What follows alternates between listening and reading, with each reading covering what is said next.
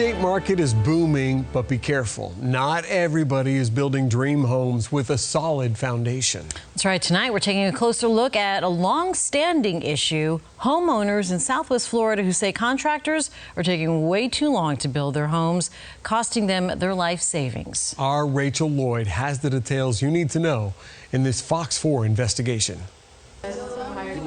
More than 20 homeowners I've spoken to over the last 2 years say their problem is simply they trusted the wrong person to build their house. In this Fox 4 investigation, we uncovered that those homeowners represent a small fraction of about 2,000 complaints filed with the state and local construction agencies against multiple contractors within the last 2 years.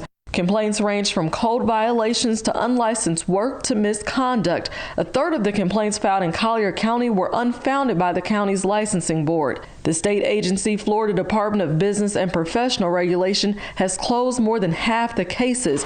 Even if cases are closed, wounds for customers are still wide open.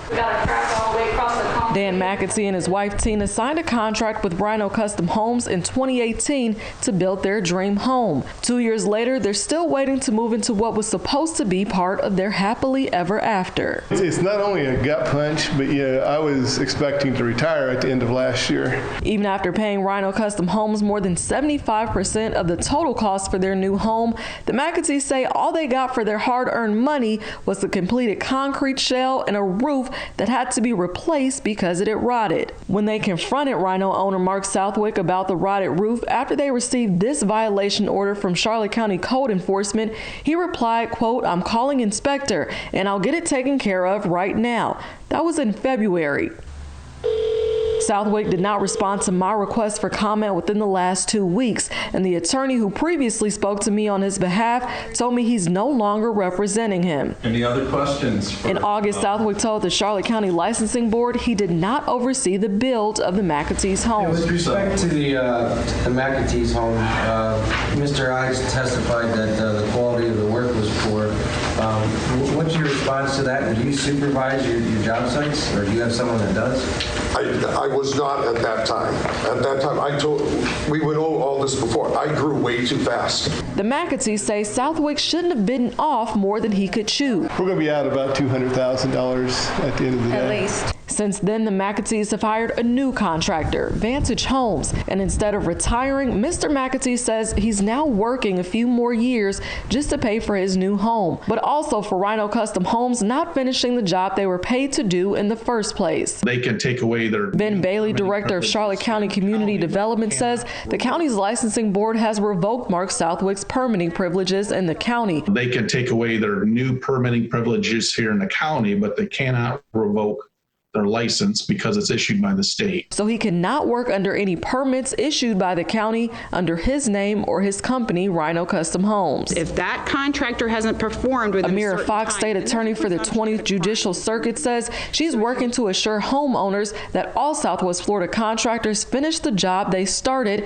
in a timely manner at the cost outlined in original contracts moving forward. I want to open this up. In October, she created a contractor fraud task force that spans across Lee, Charlotte, Collier, Glades, and Hendry counties. And homeowner complaints go beyond Rhino Custom Homes. Nearly 600 complaints from Southwest Florida were filed with the Florida Department of Business and Professional Regulation between the beginning of 2019 and October of this year. And that's against hundreds of contractors. Even more were filed in individual counties. Locally, complaints span beyond contractors allegedly taking money and failing to complete work. During that time frame, 782 complaints were filed with the Collier County Licensing Board against contractors in Collier County for issues including unlicensed and unpermitted work and failing code inspections. 47% of those cases have either been settled or closed. A third of them were unfounded.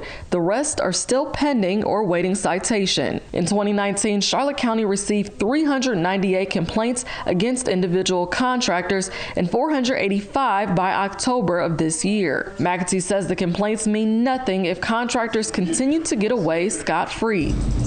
Fox says prosecuting these cases was difficult because the monies received by contractor statute had holes in it. Her office could prosecute contractors using that law. Under it, they'd have to prove beyond a reasonable doubt the contractor had no intent to complete a home or use the customer's money properly, something Fox admits was difficult to do. But since these homeowners have shared their stories with Fox 4 over the last 2 years, Fox says that law has changed. There's specifics now written in the statute. If you take the money and you take a certain percentage from the victim and then you don't perform within a certain amount of time, there's a presumption that you've committed a crime.